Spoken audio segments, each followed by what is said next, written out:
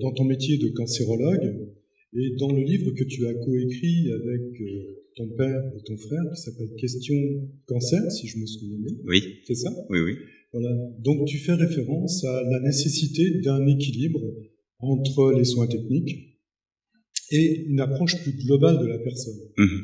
Est-ce que tu peux développer ça, s'il te plaît? Oh, oui, c'est assez facile. Hein. On peut considérer en fait que la médecine, il y a un aspect technique qui est évident, qui est lié simplement à la nécessité d'apporter des soins et d'être capable de modifier le cours d'une maladie. Mais ça suffit pas. Ça suffit pas pour la bonne et simple raison que la demande du patient, c'est pas seulement que soit pris en compte sa maladie, c'est qu'il soit pris en compte lui-même. Donc il y a un côté qui est purement technique, mais il y a un côté praxéologique à la médecine qui ressemble beaucoup d'ailleurs à ce que vous faites par ailleurs et qui tient à essayer de restaurer la personne soignée comme un sujet et pas comme un objet de soin. Tu peux développer un peu plus par rapport à ça, si tu veux, sur les soins, sur cette approche de la personne. Je crois que c'est important. Alors je dirais que en fait, quand on est en train de soigner quelqu'un, on se trompe pas si on part de sa demande. C'est-à-dire que en médecine, on est capable d'identifier des besoins. Si quelqu'un a une hypoglycémie, je suis capable de corriger une hypoglycémie. Ça, c'est de la médecine iatrique pure, de la médecine purement technique. Mais la personne, dans sa plainte, il faut écouter ce qu'elle demande. Parce que pour lui, les symptômes de sa maladie, c'est juste des signes. Et c'est la médecine qui est capable de mettre ces signes comme un langage, en fait. La médecine, c'est plus un langage qu'une science. Hein. C'est-à-dire d'en faire une succession de mots qui nous permet d'arriver à un diagnostic et qui permet de conduire un traitement. Donc, si on regarde que le côté médical, on fait trop abstraction de la personne. Donc, il faut toujours questionner la demande de la personne. Autrement dit, dans la relation entre un médecin et un patient, je pense que l'écoute doit être plus importante à la limite que la parole. Je crois qu'il y a un proverbe, oriental, qui dit « On a 2 oreilles et une seule langue pour écouter 2 fois plus qu'on nous parle ». Quelque chose comme ça.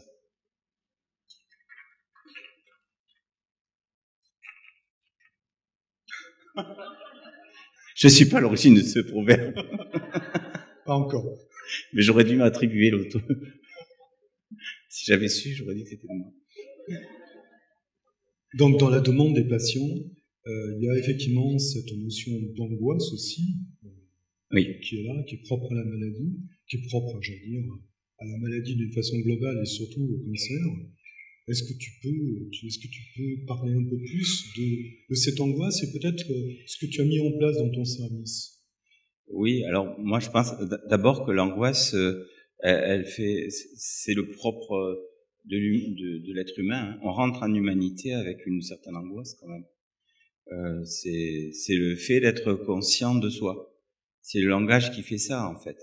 On est quand même des animaux particuliers puisqu'on est capable par le langage de faire un récit de ce qu'on vit. On est quand même dans une situation particulière. Je pense qu'il n'y a pas de vie sans angoisse existentielle. Mais dans le choc du réel que constitue l'inouï de tomber malade dans une maladie grave, l'angoisse tient au fait qu'il y a une espèce de fixation du sujet dans le temps où il l'a appris. Et tout le travail consiste à mobiliser cet affect pour qu'à nouveau la personne puisse se projeter.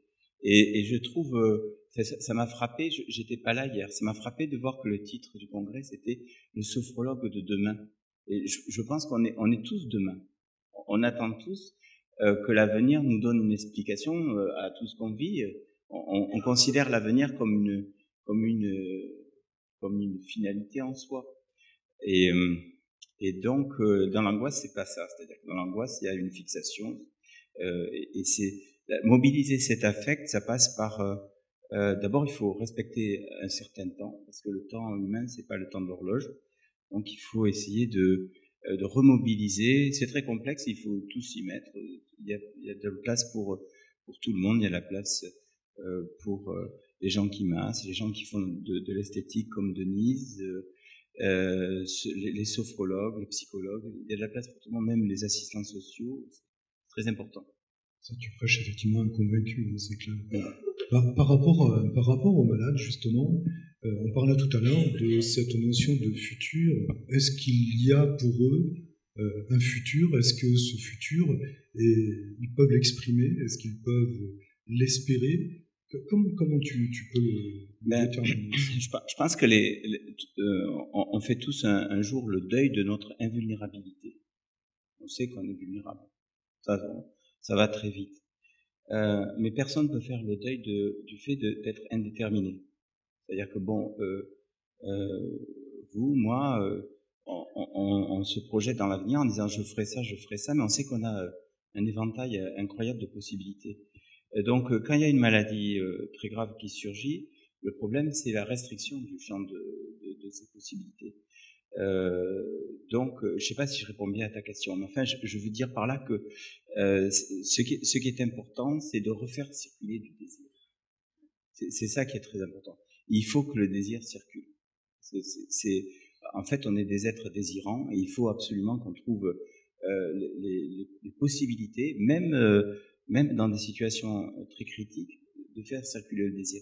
Alors moi, j'utilise beaucoup une technique que j'ai appris au contact de la fréquentation de certains philosophes, notamment Pierre Lecoz à Marseille, qui consiste, il dit que dans ces situations très graves, il faut essayer de rétablir une histoire du patient, lui faire revoir le récit. Donc, et là, le sujet reparaît, même si c'est des bouts, même si c'est des fragments. On avance dans le temps pas comme un point, mais comme un segment. Hein. Je sais que vous avez tous dans votre référentiel Husserl, c'est rétention, présent, potention. On est un segment dans le temps, on n'est pas un point, on n'est pas comme les animaux. On est capable d'avancer comme un segment. Donc, on est à la fois celui qui est là, mais celui qui a été et celui qui va devenir, le demain. Et donc, c'est refaire circuler ce segment. Et ce qui le fait circuler à ma vie, c'est le désir. Oui, le désir, effectivement, c'est peut-être effectivement cette partie qui est difficile chez ces malades. Oui. Ce désir de vivre, ce désir d'avenir, cette épée de Damoclès qui est au-dessus de la tête et qui les empêche, effectivement. Enfin, moi, je vois, j'ai des exemples en tête que je citerai pas, mais des gens qui sont capables de soulever les montagnes à ce moment-là. Donc c'est bien qu'il y ait un désir, ça circule. Ça peut encore circuler. Moi, j'ai un patient en ce moment, il est en train de sortir son 6e disque. Et puis bon, il va y arriver. Ça, c'est quand même pas la majorité, si. Ah ben, non, contrairement à ce qu'on croit, il y en a beaucoup. Hein. Il y en a beaucoup. La fixation dans le temps, il faut la respecter parce que on va pas être là et dire allez, ça va aller. C'est pas possible. C'est pas comme ça que ça se passe. Donc, dans la dialectique, il faut arriver à retrouver comment ça peut circuler. Mais au bout d'un moment, ça recircule. Oui. Alors, j'allais poser effectivement une question de l'accompagnement. Quelle est la place dedans que tu donnerais à la sophrologie, hormis effectivement vivre avec une sophrologue, mais autrement Ah, ça c'est de l'ordre privé, donc j'ai pas le droit d'en parler. Enfin, j'ai pas l'air malheureux, je crois pas. Oui. Moi, je pense qu'il y a deux choses que j'ai appris de la sophrologie, c'est la conscience de soi, la restauration de l'image et une certaine relation au temps. Et ça, c'est quelque chose qui manque dans le caractère effréné d'une activité médicale qui est avec des contraintes que vous pouvez même pas imaginer, budgétaires, de place, les temps d'hospitalisation sont de plus en plus courts. Donc il y a une certaine restauration de la relation de l'humain au temps. Ça me paraît très important. Puis la restauration de l'image de soi, parce que je crois que c'est une méthode, mais on travaille tous sur notre image. Hein, l'image qu'on a de nous-mêmes, en fait, c'est un peu le seuil du monde visible. Donc, il faut bien commencer par avoir une perception positive de soi-même. Oui, je dirais ça. Tu dirais ça. Ok, merci Jean-Louis. Je m'adresse à toi maintenant, Denise. Merci. Donc, on m'entend ? Oui, on t'entend, bien sûr. Tu es socio-esthéticienne et sophrologue. Oui. Et tu accompagnes les personnes atteintes de cancer. Est-ce que tu peux nous en dire un peu plus par rapport à ça, peut-être avec l'aide de ton film que tu as préparé ? Oui, je vais vous présenter là le film, un petit film qui va vous démontrer ce que je peux faire, une expérience. Je trouve que les témoignages, c'est vivant. En plus, ils sont très spontanés, puisque le film n'a pas du tout été préparé. Et ils vont, comme ça, concrètement, vous démontrer les apports de la sophro et de la socio-esthétique au sein d'un hôpital et au sein d'une association de l'escale de bien-être de Montpellier, un lieu ressource. Voilà, ici c'est l'escale de bien-être, au passage Donjon, tout à côté.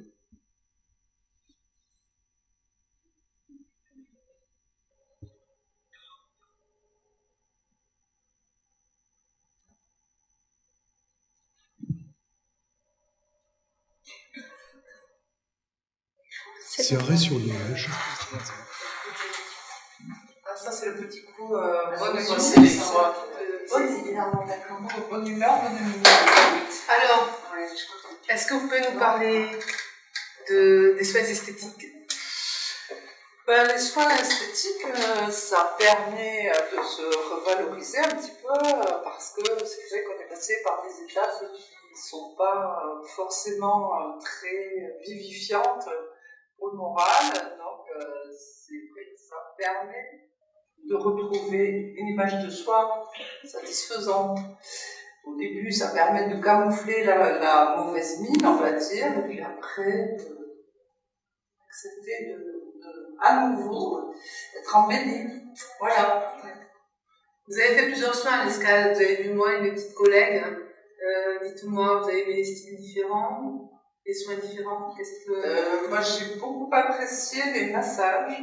Il y avait une stagiaire, je crois que c'était début janvier, mais où là, c'était vraiment très très agréable. Moi, j'avais vraiment besoin d'être touchée autrement que par les soignants, et surtout que bon, je venais de traverser l'épreuve de la radiothérapie. Donc, c'est vrai que ce toucher là, très respectueux, très agréable, ça a été vraiment un très très bon moment. Voilà. Et puis bon, ce que j'apprécie aussi à l'escale, c'est la sophrologie, parce que ça permet de récupérer. Alors au début, on se sent un peu grandi, mais c'est vrai que on récupère, comme après une bonne nuit de sommeil, et on change un petit peu une espèce de retournement qui se fait. C'est-à-dire on arrive un petit peu cassé et on repart plein de vie. De toute façon, mieux que quand on est arrivé. Merci. L'atelier ici continue. Un atelier bien-être et maquillage. Merci. Par rapport à... Oui.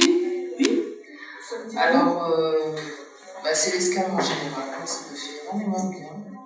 La sophrologie, la réflexologie, ça m'a permis de me poser, surtout de prendre plus soin de moi.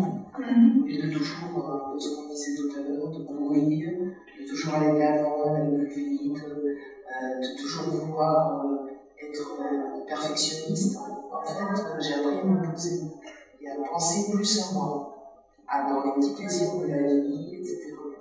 Et entre autres, effectivement, les soins esthétiques aussi. Parce que j'avais un peu, à un moment, tendance à être un peu trop nature. Puis j'ai redécouvert le plaisir du maquillage, etc. Ça fait énormément. Ça fait combien de temps maintenant que vous venez ? Une Bidonner. C'est la métamorphose. Ah oui, complètement. Voilà. Le timing n'autorise pas d'aller un peu plus loin. Sinon, vous avez pu constater que la sophro et la socio-esthétique étaient vraiment pour moi, pour les patients, deux soins complémentaires et dont le but est de rester en vie, de valoriser l'image qui est souvent malmenée par le traitement. Il faut savoir que la chimiothérapie, souvent, pas toutes les chimios, altère le physique. Le physique, l'intégrité du corps. L'intégrité du corps, peut-être un rendez-vous sophrologique peut permettre en tout cas de se réconcilier avec son corps, de le vivre différemment. Peut-être qu'au cours d'une RDC, le patient il ne va pas recevoir que des messages négatifs, au contraire. Il va vivre, il va être dans sa vivance du positif, d'ici et maintenant. Et ça va lui permettre, au fil des séances, de se sentir vivant, de cultiver l'optimisme nécessaire à ce cheminement bien douloureux. Je trouve extraordinaire, effectivement, cette complémentarité entre l'esthétique d'un côté et la sophrologie de l'autre côté. C'est vraiment extraordinaire. Oui. La sophro est un outil extraordinaire. On le découvre, vous parliez des sophrologues de demain. Moi, il m'est arrivé d'être en face de personnes qui ne supportaient pas leur image, parce que trop changé, perte d'identité, perte de contact avec elles-mêmes, peur du miroir. Les aider à traverser cette étape un peu douloureuse, les aider à assumer, c'est un travail sophrologique plus qu'esthétique. Et en même temps, à l'inverse, je peux faire un soin, au lieu de recevoir un geste mécanique, coordonné, ordinaire, avec de la musique, faire apprécier le fondant d'une crème sur une peau bien sèche, bien irritée. Voilà, ça c'est un travail sophro. La perception s'ouvrira aux odeurs, à la perception, l'ouverture des sens, l'ouverture du cœur. Ce fondant, voilà, nourrir sa peau, c'est aussi un petit peu, moi, quelque part, nourrir son âme. C'est nourrir son âme, bien sûr. Bien sûr. Une question par rapport à ton métier de sophrologue. Quelles sont les qualités dont un sophrologue a besoin pour accompagner ses malades?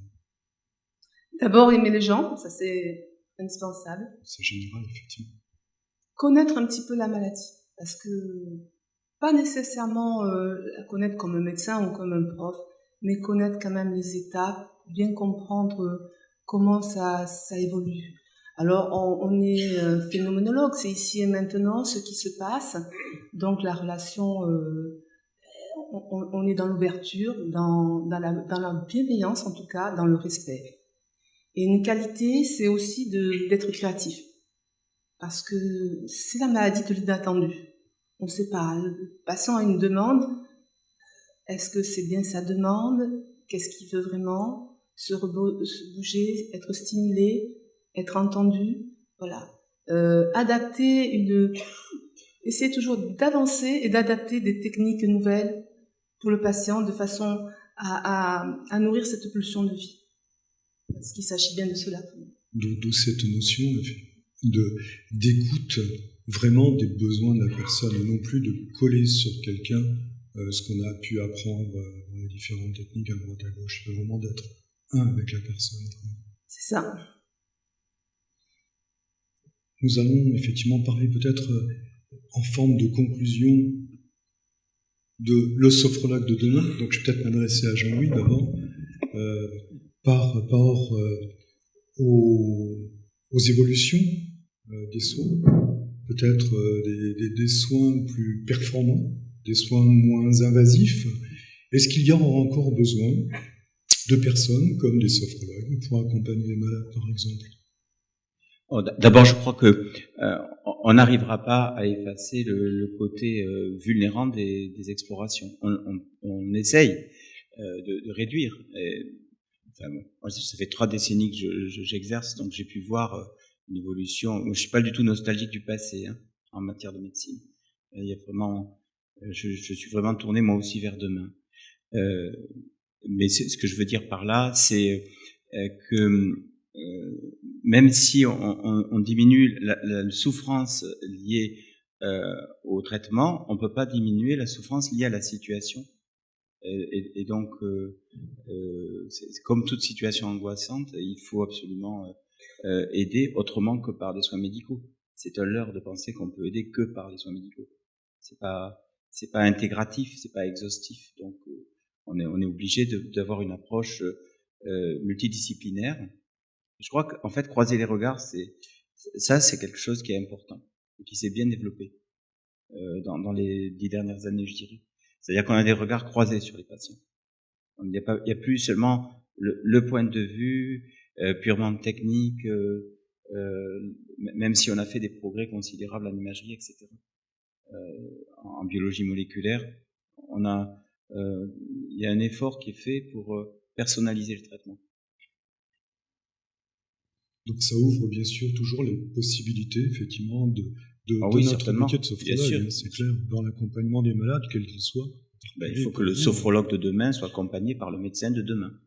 Ça, c'est une belle image. Voilà. Donc, tous sophrologues, faites-vous accompagner d'un médecin. Oui, de demain. De demain. Voilà, c'est ça. Denise, par rapport à ça, par rapport à l'avenir, par rapport à justement ton métier de demain, en tant que sophrologue, en tant que socio-esthéticienne? Alors, oui, pour demain, j'y vois de plus en plus de conscience dans le personnel esthéticien, socio-esthéticien, infirmier, puisque tout le monde est interpellé par cette technique. On s'aperçoit même dans une unité de soins, alors que il y a quelque temps, on pensait que c'était quelque chose d'aléatoire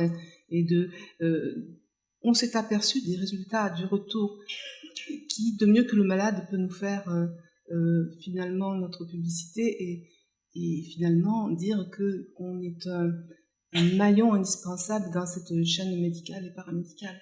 Moi, j'ai confiance à cet avenir-là parce que tout le monde prend conscience de ce besoin-là. D'ailleurs, je voudrais vous montrer le dernier petit film, il dure une petite minute. C'est le cheminement de personnes qui étaient terrorisées par l'hôpital. Et là, elle fait un petit témoignage d'une petite minute et vous allez ressentir un petit peu les bienfaits. C'est bon, ça.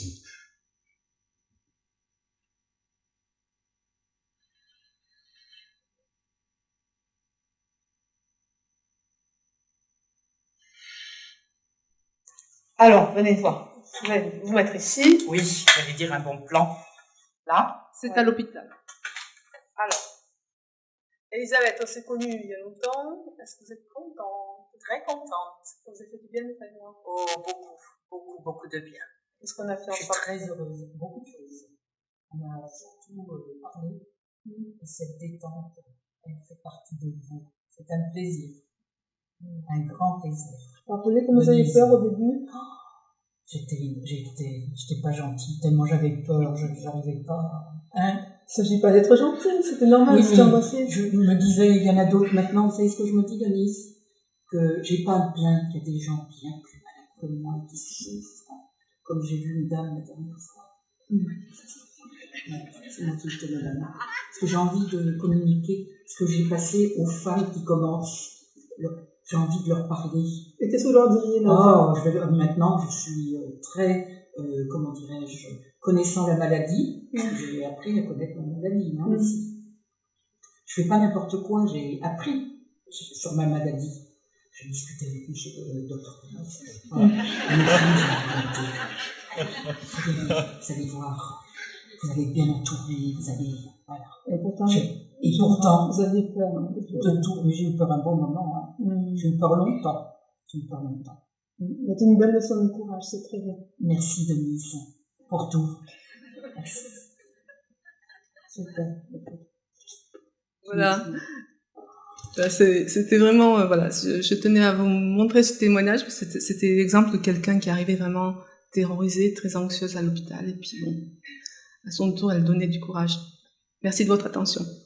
Ça marche effectivement la sophro, c'est clair.